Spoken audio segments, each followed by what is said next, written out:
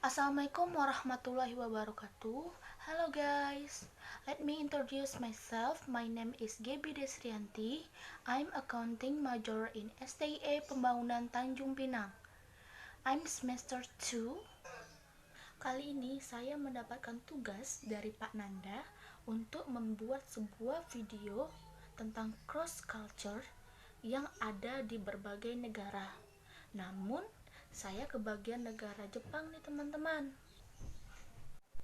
Video kali ini mencakup semua hal tentang Jepang, mulai dari letak Jepang, makanannya, kebiasaannya, kultur budaya, dan hal-hal unik di negara Jepang. Untuk itu, yuk simak video berikutnya. Next the video. Check it out. Jepang dikenal sebagai negeri matahari terbit, tapi bisa juga disebut sebagai negeri kloset bernyanyi atau negeri lampu lalu lintas biru. Ada begitu banyak hal yang membuat Jepang menjadi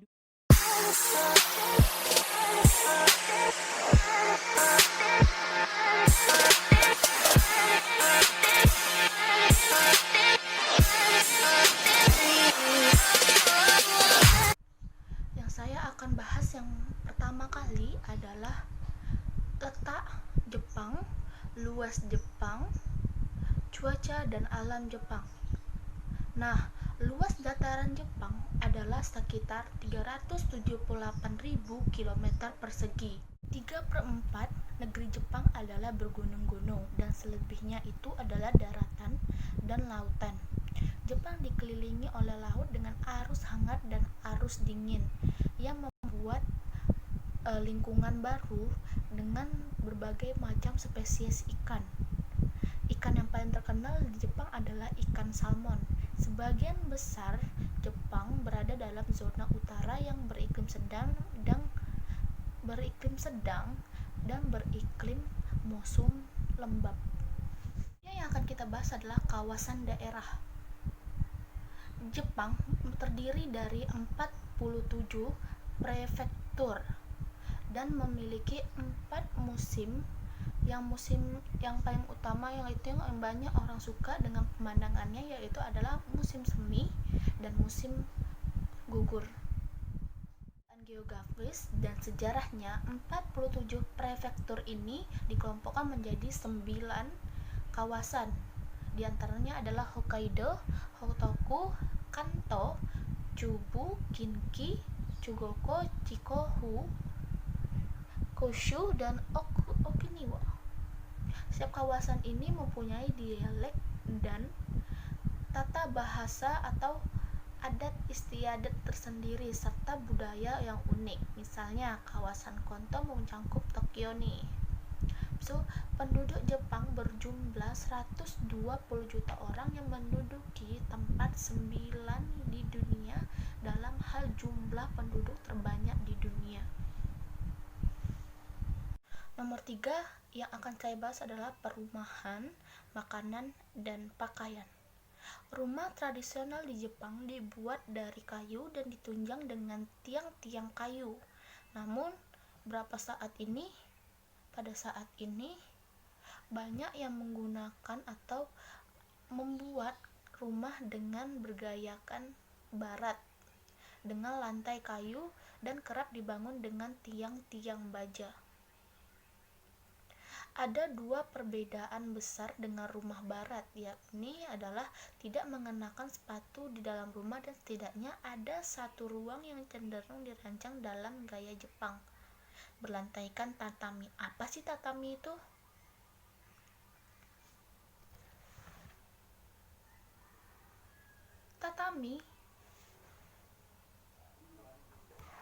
Tatami adalah jenis tikar yang dibuat dari jerami yang sudah dipakai di rumah Jepang sekitar 600 tahun yang lalu.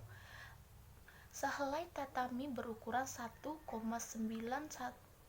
kali 0,95 meter.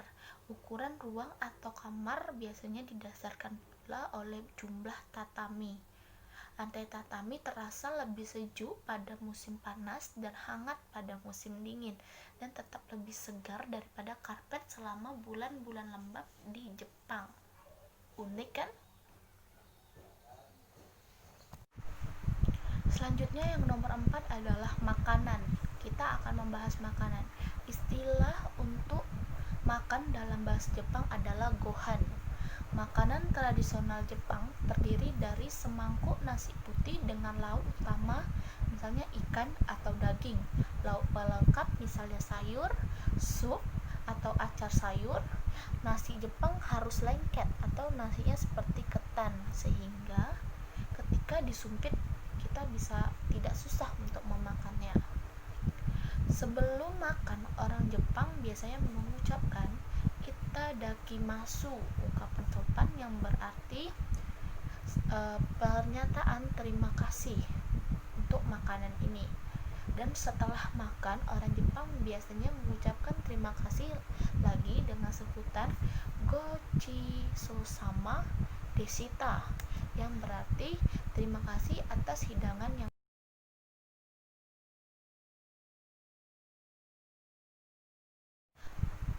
Number 5, kita akan membahas tentang pakaian. Pakaian tradisional Jepang adalah kimono. Pada umumnya kimono terbuat dari sutra dengan bahan yang berlengan besar dan menjulai atau menjuntai dari bahu hingga ke tumit. Obi adalah ikat pinggang lebar untuk kimono. Kimono biasanya digunakan untuk acara-acara khusus. Adalah bahasa. Ada 3 jenis huruf yang dipakai untuk menulis dalam bahasa Jepang. Bahasa Jepang sangatlah berbeda dengan bahasa Cina. Bahasa Jepang semula berasal dari Cina, di mana konon katanya telah diciptakan sudah ribuan tahun yang lalu. Huruf-huruf tersebut disebut dengan kanji, bukan tepung kanji ya guys. Bermula dari gambar benda. Selain huruf kanji, orang Jepang juga menggunakan 2 perangkat huruf fonetik, yaitu huruf hiragama dan huruf katakana. Keduanya dikembangkan dari kanji, bukan tepung. Oke?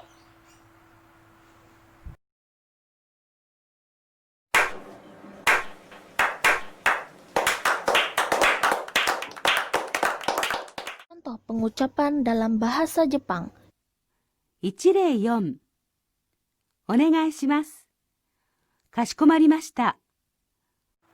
Next, yang saya akan bahas adalah acara tahunan. Ada berbagai macam acara tahunan yang ada di Jepang.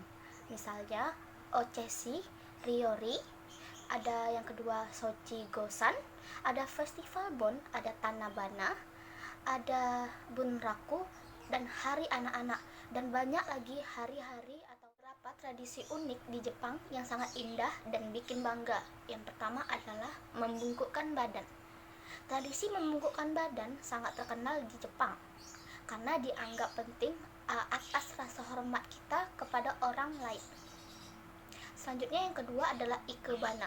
Ikebana adalah seni merangkai bunga yang sangat terkenal di Jepang. Orang Jepang percaya bahwa bunga adalah tempat bersemayam para culture shock yang ada saat kita berkunjung ke negara Jepang.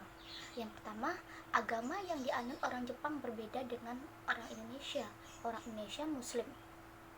Selanjutnya yang kedua adalah jarang ada air untuk bersuci di toilet umum.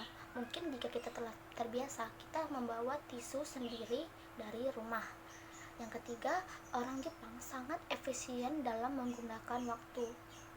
Jadi tak heran jika orang Jepang itu sangat disiplin akan waktunya. Yang keempat adalah lalu lintas yang tertib. Walaupun tidak ada orang yang menyeberang atau kendaraan yang menyeberang, mereka tetap mematuhi lampu lalu lintas yang ada di sana. Selanjutnya, orang Jepang sangat menjaga tata tertib atau tata krama di sekelilingnya. Thank you for watching this video. Don't forget like, comment, and subscribe. See you guys. Tips hemat saat berada di Jepang.